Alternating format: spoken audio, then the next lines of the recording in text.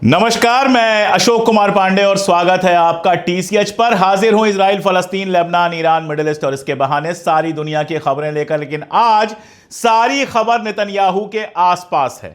जो सबसे बड़ी खबर आई है पिछले दिनों, जो परेशान करने वाली नेतन्याहू के लिए, बहुत सारी खबरें हैं नेतन्याहू को परेशान करने वाली, लेकिन यह खबर तो नेतन्याहू के होश उड़ाने वाली है।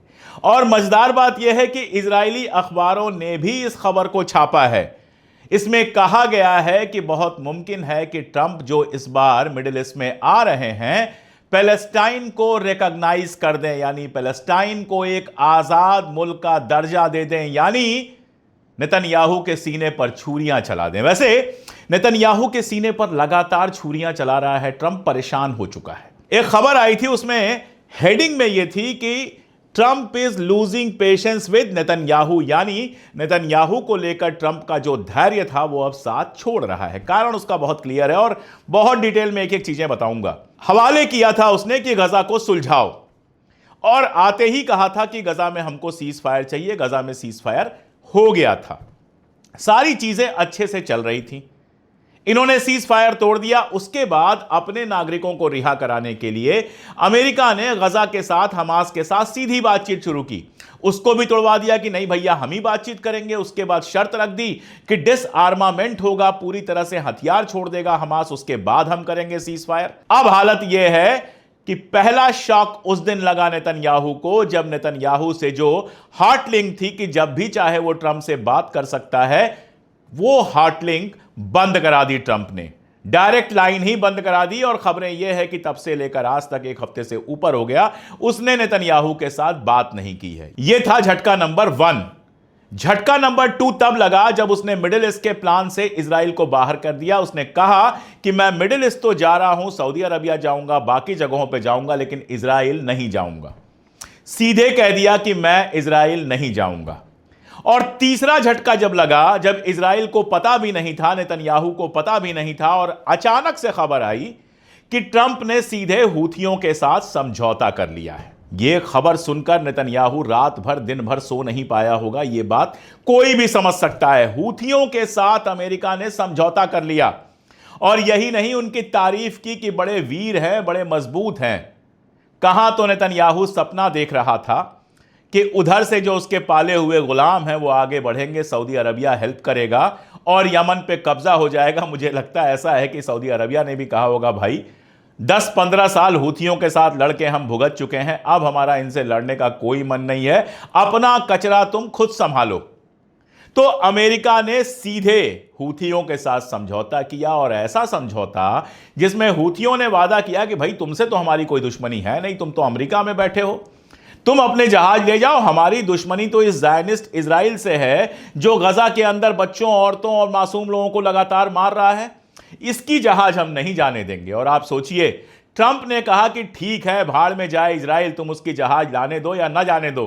अपने बयान में उसने, किसी ने पूछा उससे कि क्या इजराइल के और हूथी के बीच में लड़ाई जारी रहेगी, तो उसने कहा आई डोंट केयर, मुझे इससे कोई फर्क नहीं पड़ता। जो अमेरिका इजराइल के लिए बॉम्बिंग कर रहा था, वो अब कह रहा है हमें इससे कोई फर्क नहीं पड़ता। और यह बात सही तब साबित हो गई जब अमेरिका की बॉम्बिंग बंद हो गई, अमेरिका की जहाजों को रोकना बंद हो गया, लेकिन हूथी ने इजराइल के ऊपर बॉम्बिंग लगातार करनी जारी रखी।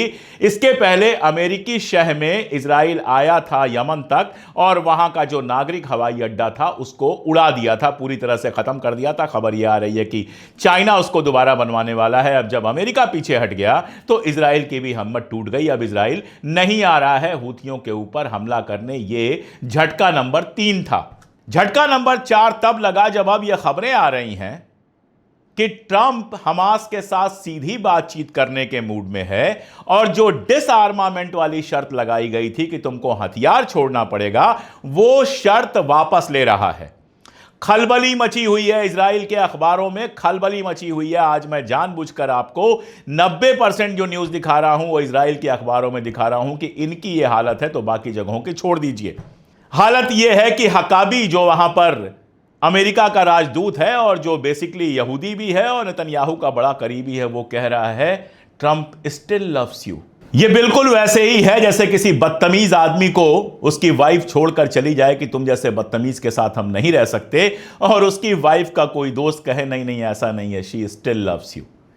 अगर लव करता तो यहां आते हुए जब वो आया है मिडिल ईस्ट में, तो कम से कम नेतन्याहू से दुआ सलाम करता हुआ तो चला जाता। वो इजराइल आ तक नहीं रहा है और हमास से सीधी बातचीत करने का प्लान बना रहा है। इसके पहले ही ट्रंप ने कहा था कि 26 लोगों के जीने की बात इजराइल कर रहा है जो होस्टेज हैं, और हमें लगता है शायद 23 ही जिंदा हैं। उसकी समझ में आ गया है कि अगर नेतन्याहू के भरोसे रहे तो एक भी होस्टेज नहीं बचेगा। अपनी सरकार बचाने के लिए यह जंग कभी खत्म नहीं करेगा।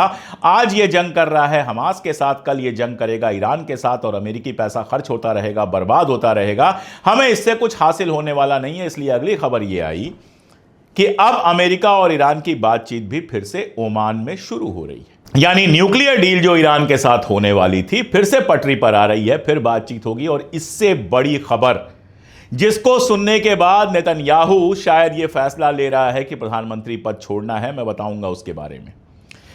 लंबे समय से सऊदी अरबिया चाहता था कि भाई ईरान के पास एटॉमिक हथियार बनाने के पास पहुंचा हुआ है, वो इजराइल के पास एटॉमिक हथियार है, हम आपके इतने करीबी हैं, आप हमें क्यों नहीं हथियार बनाने दे रहे हैं, हम भी एटॉमिक हथियार बनाना चाहते हैं। लेकिन अमेरिका लगातार कह रहा था कि ठीक है, तुम परमाणु हथियार बना लो, एटॉमिक हथियार बना लो, लेकिन उसके पहले इजराइल को मान्यता दे दो, इजराइल के साथ अपने रिश्ते नॉर्मल कर लो। सऊदी अरबिया लगभग तैयार हो गया था 7 अक्टूबर के पहले, लेकिन 7 अक्टूबर के बाद फिर से सऊदी अरबिया ने कहना शुरू किया कि जब तक फलस्तीन आज़ाद नहीं होता है, जब तक फलस्तीन को आज़ाद मुल्क का दर्जा नहीं दिया जाता है, तब तक हम इजराइल के साथ रिश्ता नहीं बना सकते। कहा यह जा रहा है कि वो शर्त ही हटा ली है अमेरिका ने। अब अमेरिका ने सऊदी अरबिया के ऊपर से वो शर्त हटा ली है जिसके तहत इजराइल से रिश्ता नॉर्मल करने के बाद ही सऊदी अरबिया को इजाजत मिलेगी एटॉमिक बम बनाने की। कंडीशन ही हटा ली है, कह दिया है कि भैया भाड़ में जाए इजराइल, मत बनाओ इजराइल से रिश्ता और हमसे डील कर लो, न्यूक्लियर बना लो। इसके पीछे का खेल समझिएगा। इसके पीछे क्या लॉजिक होगा? 2 लॉजिक है। एक तो नेतन्याहू को साफ साफ बताना कि भाई तुमने बहुत परेशान कर दिया है, अब तुम्हारी नौटंकी नहीं चलेगी। और दूसरी बात, नेतन्याहू और इजराइल को यह संदेश देना कि हम एक और एटॉमिक पावर खड़ा कर दे रहे हैं मिडिल ईस्ट में। ठीक है, ईरान को हम न्यूक्लियर पावर नहीं बनने देंगे, लेकिन अपने दोस्त सऊदी अरबिया को हम न्यूक्लियर पावर बना दे रहे हैं। और जो तुम गुंडई कर रहे हो और ग्रेटर इजराइल का सपना देख रहे हो कि सऊदी अरबिया का भी एक हिस्सा कब्जा कर लोगे, लेबनान का भी कर लोगे, इसका भी कर लोगे, उसका भी कर लोगे और ग्रेटर इजराइल बना लोगे, अब वो तुम्हारा सपना हमेशा के लिए खत्म होने जा रहा है। क्योंकि सऊदी अरबिया के पास अगर एटॉमिक पावर होगा तो तुम्हारी औकात नहीं है कि तुम वहां पर हमला कर पाओ। यानी सऊदी अरबिया को वो इजराइल के बराबर ही वेटेज दे रहा है मिडिल ईस्ट के अंदर। और सऊदी अरबिया बाकी जो भी करे, लेकिन इंटरनेशनल फोरम पर उसका स्टैंड बहुत क्लियर है फलस्तीन की आजादी को लेकर। इसीलिए कयास ये लगाए जा रहे हैं कि कहीं ऐसा तो नहीं कि जब इस बार आ रहा है ट्रंप तो इन सारे देशों के साथ मिलकर फलस्तीन को आजाद मुल्क घोषित कर दे। कुछ और चीजें हुई हैं, लेकिन उसके पहले इसका असर क्या हुआ है मैं आपको बताता हूं। असर यह हुआ है कि यूएई जो हमेशा इजराइल की बातें सुनता रहता है, उसके पास भाग कर गया इजराइल कि भैया फंडिंग तुम कर दो एड बांटने के लिए गजा के अंदर। यूएई ने कहा कि अब तक तुमने जो हरकतें की हैं उसमें लोगों को इमदाद नहीं पहुंची है, तुमने लोगों को सिर्फ परेशान किया है, इसलिए हम तुम्हारी कानी कौड़ी की मदद भी नहीं करने वाले, हम तुमको $1 भी नहीं देने वाले इस काम में। यूएई ने अगर इजराइल को मना किया है तो इसके पीछे से हिम्मत ट्रंप की है। अगर ट्रंप कहता तो यूएई कतई मना नहीं कर पाता किसी तरह का इमदाद या पैसा वगैरह देने से। यूएई ने अगर सीधे सीधे नेतन्याहू को आंख दिखा के कहा है कि हम $1 नहीं देंगे, तो आप समझ लीजिए कि ट्रंप ने किस तरह का प्रेशर बनाया है। इस प्रेशर के बारे में जरा समझिए। इजराइल एक एड प्लान लेके आया था जब सारी दुनिया से यह दबाव पड़ रहा था कि इमदाद नहीं पहुंच रहा, गजा में लोग भूखों मर रहे हैं, तो यह एक एड प्लान लेके आया था कि ठीक है इमदाद आएगी, लेकिन हमारे मिलिट्री कैंप में रहेगी और हमारे मिलिट्री कैंप में आके तुमको इमदाद अपने घर ले जाना पड़ेगा। और तब भी सवाल उठे थे कि एक तो तुम्हारे मिलिट्री कैंप में वो गजा वाले क्यों जाएं जिनको तुम मार रहे हो, और दूसरा सवाल उठा था कि जिनके पैर कट गए हैं, जो बूढ़े हैं, जो लाचार हैं, वो आखिर किस तरह से जाएंगे वहां तक चल के तुमसे इमदाद लेने के लिए। तुम भीख की तरह इमदाद दे रहे हो, जबकि अच्छे खासे खाते पीते लोगों को इस हालत में लाने वाले तुम हो। तुमने वो हालात पैदा किए हैं कि उन लोगों को इमदाद की जरूरत पड़ रही है। यह प्लान लेकर आया था इजराइल, और बाकियों की छोड़िए, जो फलस्तीन के बुजुर्ग हैं उन्हीं की काउंसिल ने मना कर दिया कि हम इस तरह की इमदाद लेने से अच्छा भूखों मरना पसंद करेंगे। ट्रंप ने अब इजराइल को ही बाहर कर दिया है इमदाद के पूरे प्लान से। ट्रंप कह रहा है कि अमेरिका अब इमदाद बांटेगा, अमेरिका जो पैसा आया है, जो सामान आया है, जो कुछ खाने का पीने का, वो बांटेगा और इजराइल इसमें कतई शामिल नहीं होगा। इजराइल के अखबार रो रहे हैं कि अमेरिका के लिए बड़ी मुश्किल होगी। अरे यार, अपनी चिंता करो कि तुम्हारी कितनी मुश्किल हो गई कि तुमने प्लान ये बनाया था कि सारे लोग तुम्हारे यहां आएंगे, तुम बाकायदा उनको पहचान करोगे, क्योंकि फैमिली का राशन नहीं, सिंगल आदमी का राशन देने की बात थी, तो हर आदमी की तुम पहचान करोगे और उसके बाद पहचान के उनको मार दोगे। अमेरिका ने वो पूरा प्लान कैंसिल कर दिया। एक बात तो यह कि अमेरिका खुद इमदाद देगा और दूसरी बात कि इमदाद के किसी भी प्रोसेस में, किसी भी प्रोसीजर में इजराइल शामिल नहीं होगा, यानी यहां से भी इजराइल को बाहर कर दिया। अब इसके असरात क्या हुए हैं वो देखिए। अब जो नेतन्याहू है वो प्लान कर रहा है कि अपनी पार्टी में डिचर, जो एक्स शिन बेट चीफ है, उसको प्राइम मिनिस्टर बना के 2 साल के लिए बाहर चला जाए, 2 साल तक वो प्राइम मिनिस्टर न रहे, डिचर को प्राइम मिनिस्टर बना दे, यानी जिस कुर्सी से जोंक की तरह चिपका हुआ था अब उसको छोड़ने का प्लान कर रहा है और उसके पीछे वजह है। और यह भी मैं एक इजरायली अखबार से ही आपको दिखा रहा हूं।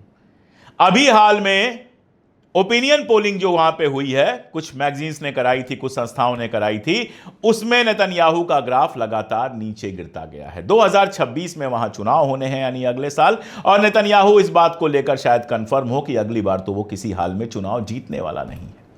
तो अब एक नया चेहरा पेश करने की कोशिश कर रहा है कि मैं पीछे हट जाऊं, अब जो पाप हो वो ये नया चेहरा अपने सर पर ले। अब वो बंदा ऐसी बेवकूफी करेगा या नहीं करेगा ये तो देखने वाली बात होगी। उसके अलावा देखिए, हमास ने होस्टेजेस का एक नया वीडियो जारी किया है। अब देखिए, हमास कोई दूध का धुला नहीं है, कोई देवता नहीं है। आज जो कुछ गजा में हो रहा है उसके लिए हमास भी जिम्मेदार है, लेकिन उसके पास जो क्वायन है वो सिर्फ और सिर्फ होस्टेज हैं। तो उसने 2 होस्टेजेस का वीडियो जारी कर दिया जो रो रो के कह रहे हैं कि हमें बचा लो, और जो कह रहे हैं कि जितना लंबा ये प्रोसेस चलेगा उतने और लोग मरते जाएंगे। तो हमास क्या बता रहा है कि अगर आप लोग ये प्रोसेस जल्दी नहीं निपटाएंगे तो एक भी होस्टेज जिंदा मिलने वाला नहीं है। नतीजा क्या हुआ है? जेरूशलम के अंदर, इजराइल के अंदर पीस कॉन्फ्रेंस हो रही है, शांति की कॉन्फ्रेंस हो रही है। उसमें वहां के एक्स प्राइम मिनिस्टर जा रहे हैं और वो कह रहे हैं कि गजा पैलेस्टाइन का है, गजा इजराइल का नहीं है, गजा पैलेस्टाइन का है, गजा पे कब्जा करना गलत है, जंग को बंद करो, होस्टेजेस को वापस लाओ। और 2 स्टेट सोल्यूशन की बात हो रही है, जिस 2 स्टेट सोल्यूशन को वहां की नेसेट में पास करवा चुका है कि कोई 2 स्टेट सोल्यूशन नहीं होगा, उस 2 स्टेट सोल्यूशन की बात कर रहा है इजराइल का एक एक्स प्राइम मिनिस्टर। और जेरूशलम के अंदर पीस कॉन्फ्रेंस हो रही है जिसको नेतन्याहू रोक नहीं पा रहा है। उधर जो कोर्ट में मुकदमे चल रहे हैं वो तो चल ही रहे हैं। कतर से जो पैसा लेने का इल्जाम लगा था उसकी जांच लगातार तेज हो रही है, और नेतन्याहू जो है अब इसमें बुरी तरह से फंसता हुआ नजर आ रहा है, क्योंकि इजरायली अखबार बता रहे हैं कि कतर गेट में मनी ट्रेल पकड़ा गया है। देखिए, कोई आरोप लगता है कि उन्होंने पैसे लिए, तो चलिए मैंने किसी से 1 करोड़ रुपए ले लिए, लेकिन आपको साबित करना पड़ेगा कि वो 1 करोड़ रुपए हैं कहां।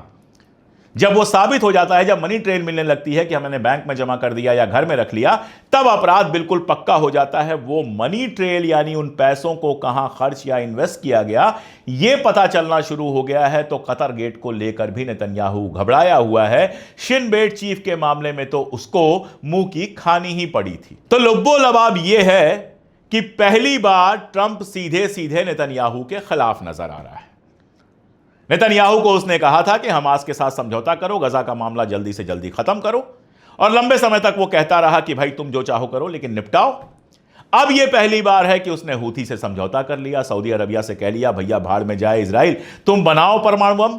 हमास के साथ सीधी बातचीत कर रहा है, डिसआर्मामेंट का प्रपोजल खत्म कर दिया, अपनी फोन लाइन काट दी जिससे हॉटलाइन पर टॉक होती थी नेतन्याहू के साथ, और जब जा रहा है मिडिल ईस्ट तो नेतन्याहू से मिल भी नहीं रहा है, और ईरान के साथ बातचीत दोबारा शुरू हो गई है।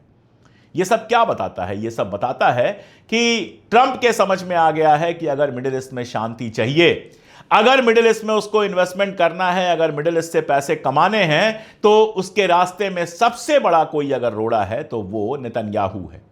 मैं ये नहीं कह रहा कि वो कोई फलस्तीन के फेवर में आ गया या हमास के फेवर में आ गया, ये सब कह नहीं रहा मैं, बहुत जल्दीबाजी है।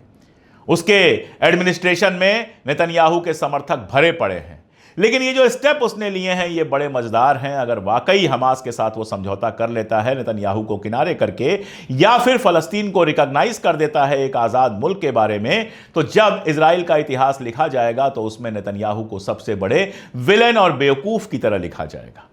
अगर सऊदी अरबिया के पास एटॉमिक पावर वाकई आ जाता है बिना इजराइल से नॉर्मलाइज किए हुए संबंध, तो यह समझिए कि जो सपना है नेतन्याहू का ग्रेटर इजराइल बनाने का, वो हमेशा के लिए खत्म हो जाएगा। और अगर ईरान के साथ समझौता हो जाता है, एटॉमिक डील का जो मुझे लगता है हो जाएगा, और ईरान से सैंक्शन हटा लेता है अमेरिका, तो इजराइल कभी ईरान के सामने खड़े होने की हिम्मत नहीं कर पाएगा। तो क्या ट्रंप इजराइल को उसकी औकात बताने की कोशिश कर रहा है? अभी तो यही लग रहा है। आगे अगर इसमें कुछ बदलाव होंगे, कुछ नए अपडेट्स आएंगे तो मैं लेकर आऊंगा ही। जुड़े रहिए हमारे साथ, देखते रहिए हमारे वीडियोस। आप साथ हैं तो हम वो सारा सच आपको बताते रहेंगे जो बताने की हिम्मत गोदी मीडिया कभी नहीं कर सकती। आज के लिए इतना ही, बहुत शुक्रिया।